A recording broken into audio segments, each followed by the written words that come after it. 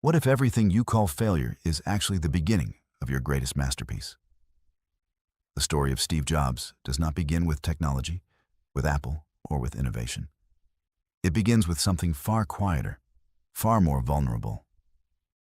A newborn placed into the arms of adoptive parents who had no idea that the child they held would one day reshape the world. There is something profoundly human about the beginning of Steve's life. The sense of not knowing where you belong, the questions that form before you even understand their shape, the feeling of being chosen, yet also feeling the weight of a world that doesn't quite fit your edges.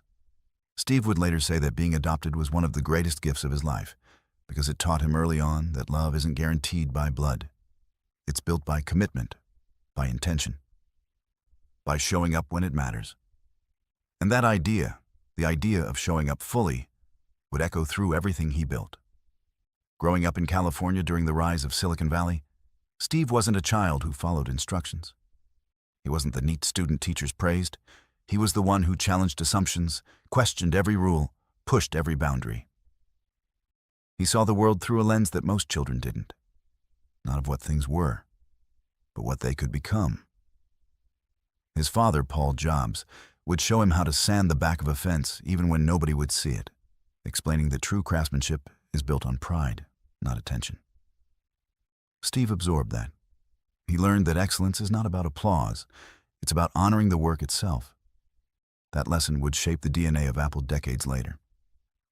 As he grew older, Steve discovered electronics, creativity, and an almost spiritual fascination with the way humans connect to the tools they use.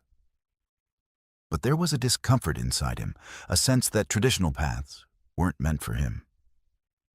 When he entered Reed College, a prestigious liberal arts school, he walked into classrooms not to follow a curriculum, but to pursue curiosity.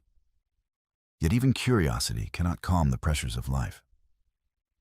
Within months, Steve dropped out, not because he wasn't smart enough, not because he lacked potential, but because he refused to spend his adoptive parents' life savings on an education he didn't believe in. It was one of the first great leaps of faith he ever took, stepping into uncertainty without any guarantee that the world would catch him.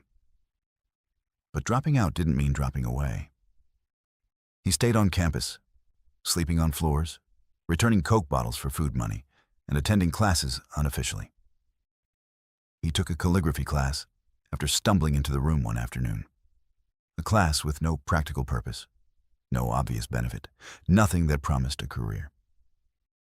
Yet within those quiet lessons, he learned something about beauty, elegance, precision,